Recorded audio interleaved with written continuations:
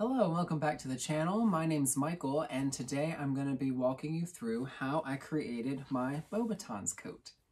I thought it could be fun to walk you through the inspiration for this project, the way I did it, the patterns I used, the fabric I used, the accessories that I accumulated for this, so that if you wanted to do something for yourself, then you'd be able to follow this and kind of figure it out yourself. Because that's mostly what I do.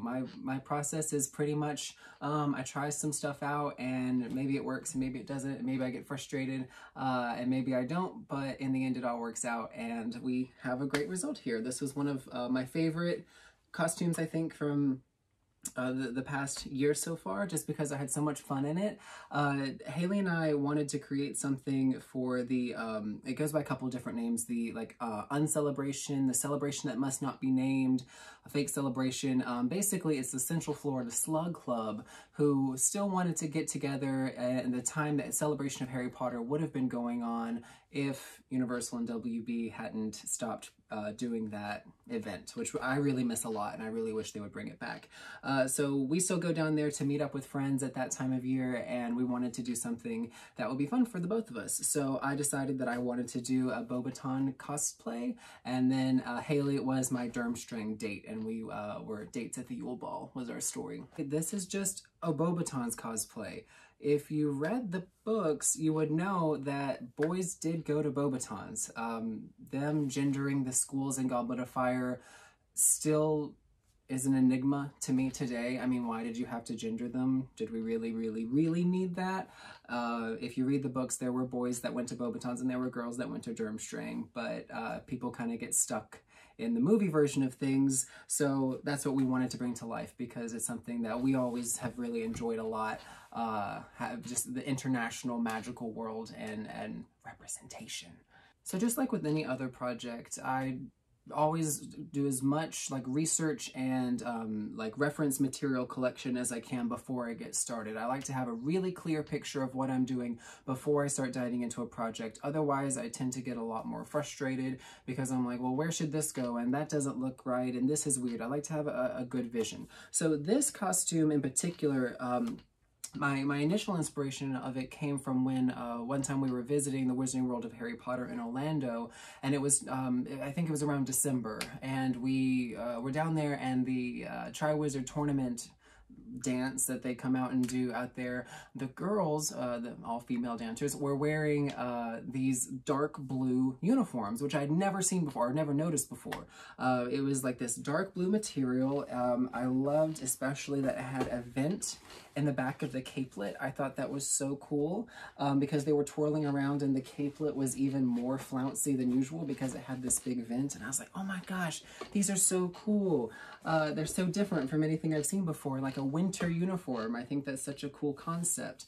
And I'd only ever seen it on the dancers before, so took that idea. Haley had her Durmstrang concept, found a really cool vintage pattern and was dark red with a big dramatic cape, and I figured that this would be a good alternative for something that I could do, because I've made the Beauxbatons dress for my friend Whitney before, who's the Magical Malady Matron on Instagram. So I made that dress for her based off the pattern that's on display at the studio tour in London. They have the actual pattern that they used for the Beauxbatons dress there, and so I was able to base the dress that I made for her off of that. So that was really helpful. I especially liked that it had these little darts right here, because the pattern that I used also has darts. Of course, they're there in a woman's dress to accommodate for the bust, but in this it's adds shape to the waist. So I thought that that was a cool feature that I was able to add to mine. But anyway, so that dress, I didn't really want to do that like a male version of that dress. So instead I went with this one just because it was a darker blue, and I could kind of play around with it a little bit more. So with most of my cosplays, I like to start out with a sketch, kind of the thing that's in my head. And so this was my sketch that I did when I was first getting started on this project. I just really looked over the video that I had taken in Wizarding World of the dancers doing their dance over and over again. I watched it over and over again, and the idea just kind of started forming in my head, that it would have the same kind of silhouette, but it would just be a more masculine shape. It wasn't until after I got started on this, actually after I finished it, that I even realized that the winter version is actually seen in the movie. And the scene where Ron and Harry are talking about how hard it is to get dates for the Yule Ball, and the Beauxbatons girls walk past at that point, that's when they're wearing the winter uniform.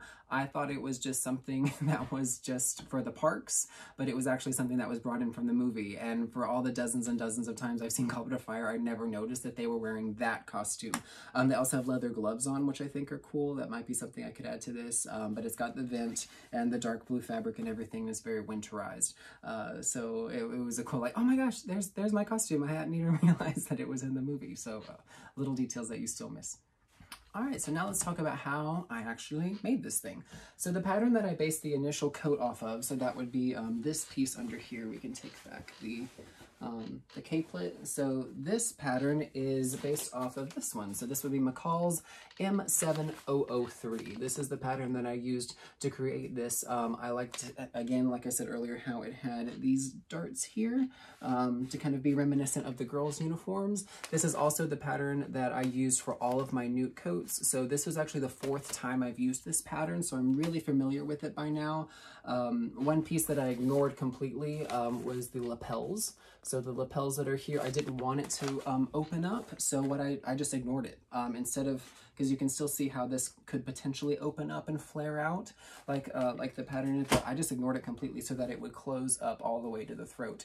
I wanted to leave it a little open so that the tie could be seen, but I didn't want lapels and everything because I wanted the cape to be like the primary upper feature. So I just follow the pattern. There's really nothing that special about it. I just follow the pattern's instructions, and you can see it here in the back. I love working with this pattern because I love it. Like, try to show you here. One of my favorite things is when all the lines line up. Like right here, you can see how that just lines up really nice. I love getting that. That's really satisfying to me. So working with nice tailored things like this is a lot of fun. I also added this back detail after I wore it for the first time, because that's when I watched Goblet of Fire and realized, because they turn the back and you can see that there's a little like button placket. It's completely decorational on mine. It can also be used like as a cincher. So if you can make it a little smaller so that it'll bring it in a little tighter in the waist. But it fits me pretty good already, so I didn't feel the need to do that. It's got these nice lines, the seams there all line up, and it's got the vent in the back as a men's coat. So that's really all I did. I just followed the pattern. And you can do the exact same thing, just ignoring the collar there.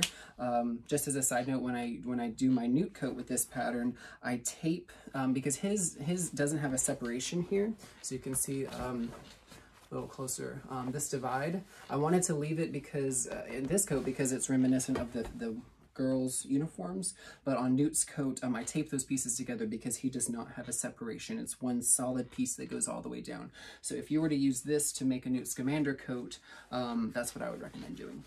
For the cape, that was something that I draped myself. I didn't use a pattern or anything for it, and my process for that is basically just slap some muslin on the dress form.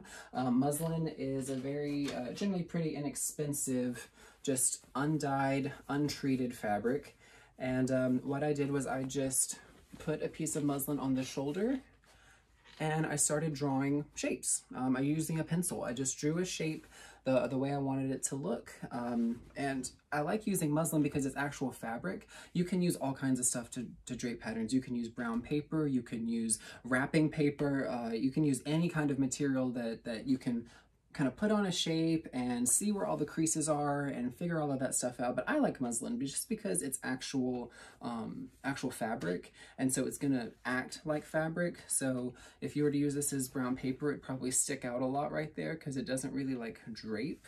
And so that's just my personal preference. So yeah, I just put it on there, and this, it's not a full circle, and I realized when I was creating the capelet for Haley's Mary Poppins cosplay that capelets actually need to be longer along the sides. So this isn't just a circle, and you can see here, like when I fold it in half, how it's actually going to be longer on shoulder seam there than it is going to be on the front. And that's because that has to accommodate for your shoulder line. Whenever you put something over your shoulder, that's going to eat up that space. So the line from like your rib cage to your collarbone is going to be shorter than from all the way over your shoulder to your rib cage. So if you want a capelet like this one that's going to be level along one line, you have to make the shoulder longer. And so it's just experimentation and things like that that get you to that point. Just kind of putting it out there and then just cutting it along a solid plane so that you can get that shape that you want. If that's the shape you want, you can make it whatever shape you want. It's your project. Then I drew the collar on. I just used a pencil and just drew the shape of the collar directly onto this, and that was based off of reference pictures from the park, so that again, I didn't know that this costume existed in the movies, and so I just based it off of what I saw in the park. Just kind of get this little notch shape here coming all the way down, and just drew that on with pencil. And then I turned that into another pattern, and so I just based the shape off of that. And you can see that that's exactly how I did it. So I added seam allowance to this pattern, and then just sewed all the way around the edges, turned it inside out, pressed it, and that was my collar. So that was the process of how I made my capelet. The whole thing is then sewn to one side. I sewed it to the inside. I haven't talked about the lining yet, so I'll talk about that in a second. But I sewed it to the inside, and then kind of sandwiched the shell and the lining together along that seam, and then the cape was kind of stuck in between that. So it was actually 4 layers of, probably more than that, 1, 2, 3, 4, 5, 6 layers of fabric, because this has a front and a back and this has a front and a back. And sew through all of that all the way around the collar, and that's how you get it all your raw edges nice and tucked up inside. So after I finished my mock-up, I tried it on a lot. I made adjustments. I basted things. Basting means you put a very loose stitch in so that your fabric pieces will stay together while you're working with them. I like that a lot more than pins, because when you're trying on things and you've got hundreds of pins just stuck everywhere, you're going to stab yourself, and that's really annoying. So a basting stitch is just a very wide stitch. I think I still have one stuck in this one. Yeah, if you can see there, you see how wide those are? Those stitches are like super wide. This is not meant to be a permanent thing. I just left them in here because they were serving a purpose for me. But yeah, they can be that wide, they can be wider, they can be smaller, whatever works for you. But that's a basting stitch, and they're super helpful. I'd sooner use a basting stitch than a pin in cases like this, like really good tailored stuff, because the pins can shift, they can fall out, you're gonna stab yourself. Not the case with the basting stitch. And then when you don't need it anymore, you just yank it out because it's not there and they're super, super tight. It's just loose. So love a basting stitch. But after I was done with my mock-up, I tore it apart, and so I keep all of my mock-ups. I have a whole stack of all the mock-ups I've ever created in cosplay in a little shelf over here, because you never know when you're going to want to go back. Maybe I'd want to make this again. Maybe I'd want to change something. Maybe I'd want to use the capelet pattern for another costume. So I don't get rid of any of my mock-ups. I keep them all, and they're not available for sale. Sorry. This is made for me. I'm showing you how I can do this, so you can do it too. But this is just for me. I've no plans on selling patterns. I'm sorry, I get that question a lot, but that's why I make these videos, so that you can make it for you. So I tear apart my my mock-up, and then I iron out all the pieces. I iron it out really carefully, because any little folds or crinkles, that's going to make a difference when you're cutting out your fashion fabric. And when fashion fabric, maybe your fashion fabric's expensive, or maybe it's hard to find, you do not want to make a bunch of mistakes. That's why I make all my mistakes with muslin, because this is cheap. Then you can go with your fashion fabric and do it that way, which is what I like to do. So the fabric piece of this, I hate shopping for fabric. I despise it. I have no patience for it. I get bored instantly when it's not the first thing that pops up on Google when I say blue fabric. I hate it. Fortunately, I'm married to Haley, who is a librarian and who loves to do research and loves to spend hours and hours researching things. She's really good at it, so we make a really good team. The first fabric that she found was this lovely stuff. We decided that we wanted to go with a gabardine, and this color is cornflower.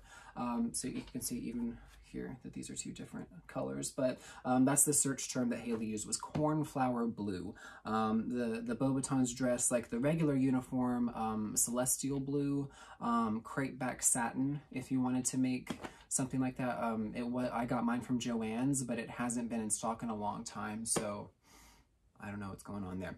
But anyway, so this was a gabardine from Hearts Designer Fabric, and we got this just kind of as it's a tinsel gabardine in cornflower.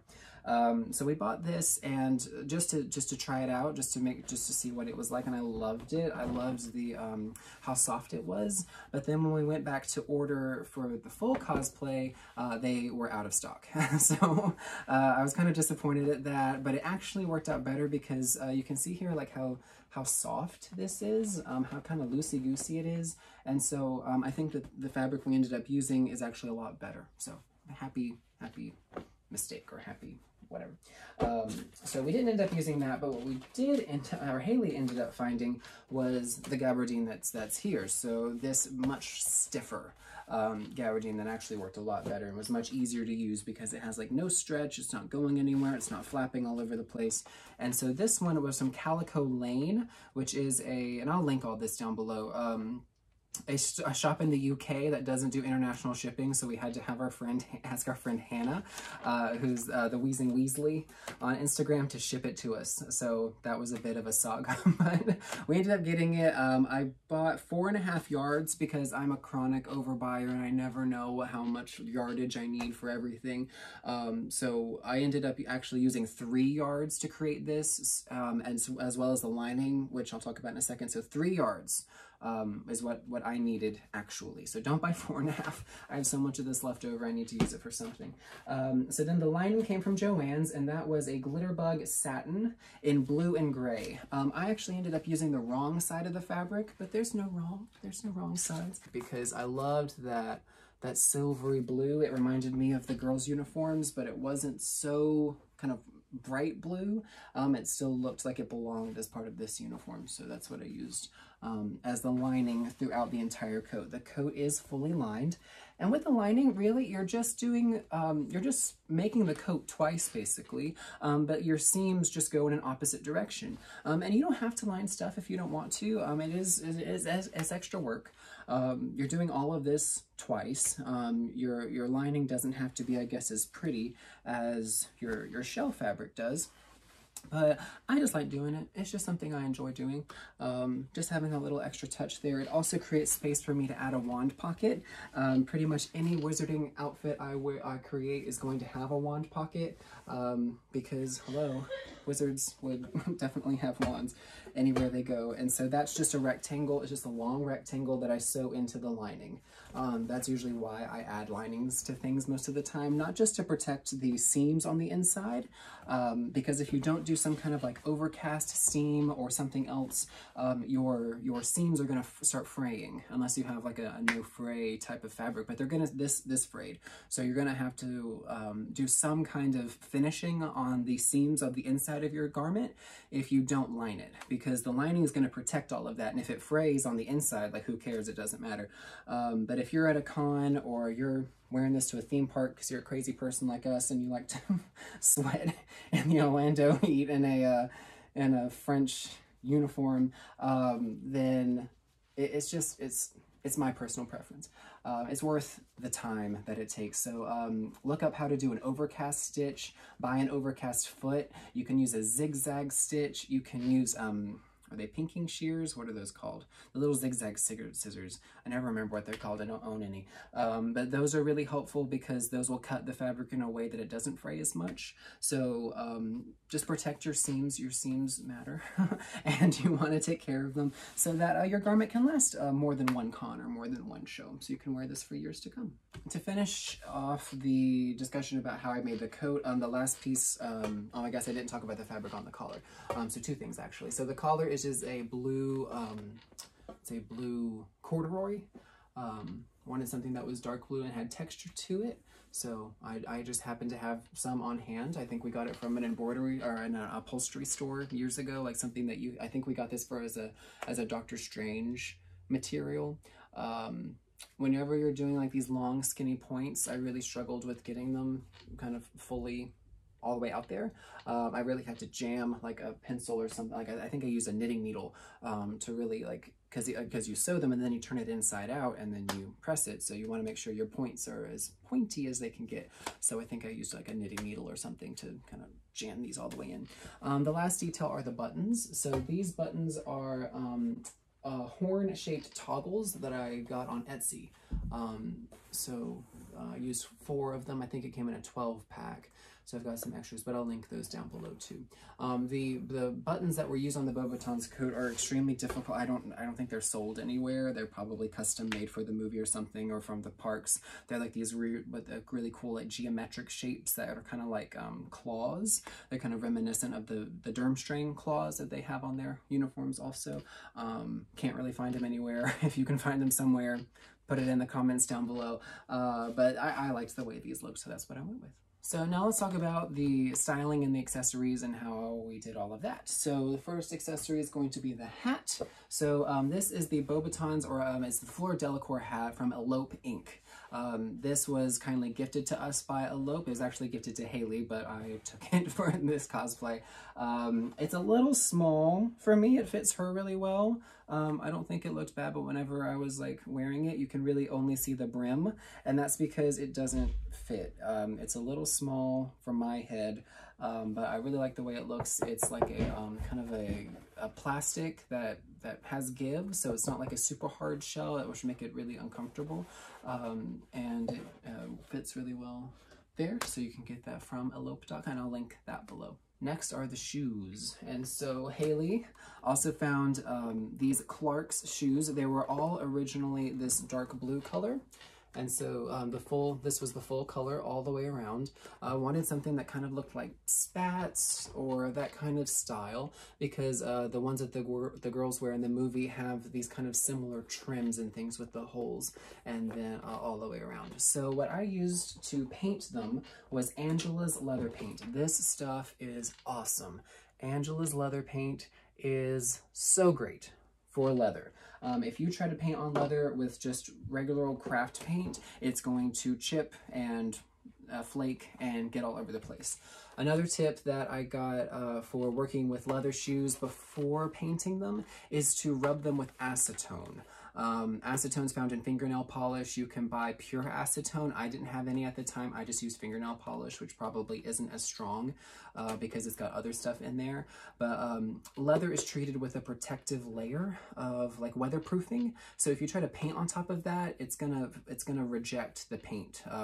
So what you want to do is rub like fingernail polish or acetone all over the areas that you want to paint, so that when you do paint it, it's going to stick on, just to get rid of that protective layer. I think it took about 4 layers of paint for me to be happy with the color. I kept making them too blue, too like Carolina blue, bright blue. I wanted them to be just a very pale, very light blue. And so it was just a lot of white and then like a drop of blue just to make them as light as possible. The flaps were just scrap leather pieces we had. I think we get these from upholstery stores because they are like car seats or something that aren't used anymore, and so it's just a big piece of leather. So I cut little rectangles out of there, and the flaps, I have the pattern for the flap here. I just created a pattern out of paper and then tried that on the shoe to make sure I liked it. So it's 2 kind of pieces there that fold over, and then I punched a hole right there and right there so that the laces could go through. So that sits kind of on top of the tongue. There, you can see how it's folded over. The actual shoes were custom made for the movie, and they're custom made for the parks, and so that's the actual tongue there, but mine is just decorative. Then I added leather laces so that we can kind of complete the look, and those are laced up there. So those are the shoes. And then one of my favorite accessories for this one is going to be the umbrella. So when we went and I saw this for the first time, no, it was it was the same trip. So they wore these because it was around winter time. Then one day it was kind of sprinkling raining, and so whenever it's raining, the dancers can't come out and dance on the stage because the wood's really slippery and they can hurt themselves. So that day, and I haven't seen it since then, but that day the Beauxbatons girls came out with umbrellas. And these aren't just any old umbrellas. I was born on Friday the 13th. This is not unlucky. They are these style of umbrellas. So if this was black, this would be like the perfect vampire umbrella. But these, the brand that's off of Amazon. Haley, again, Haley is the research queen. Haley finds all of this stuff. But she found it on Amazon. It is a Kung Fu Smith Pagoda Umbrella Parasol. They were out of stock for a long time, and now they're back in stock, so at the time of this video. So if you want one, you can go get one for yourself. But I just love this shape. I love how different it is. It just looks so French, and it looks really good with the costume. And it was actually raining when we wore this to Fake Celebration. It was raining that day, and so this was actually a very functional prop because we didn't want to get water droplets all over our new costumes. So I love the way it looks. I love the way it looks closed, just kind of on your arm. Looks very fancy and looks very French gentleman style. So that was a great accessory too. For the rest of the costume, I basically got a blue silky tie off of Amazon, a white dress shirt I already had, just some light blue socks, and then navy dress pants was what I wore underneath it. So that completed the look. I had a lot of fun wearing it. I've loved wearing it since then. I completely forgot to talk about the cuffs, but the cuffs are basically the same process as the collar. I just took a piece of muslin and drew some shapes on there to be reminiscent of the girl's uniform, but it's also in blue corduroy. So that was how I made my Beauxbatons cosplay. Thank you so much for watching. I hope that this was helpful, and again, I'm going to link as much as I can down below about where we found this stuff, so that if you wanted to create something like this, then you could do it for yourself too. Happy to answer questions down in the comments, so be sure to like and subscribe for more content, and we'll see you next time. Bye! While I was making this, I took a lot of time lapses just to show kind of the process for what I did to make this, and I think I'm going to insert those here.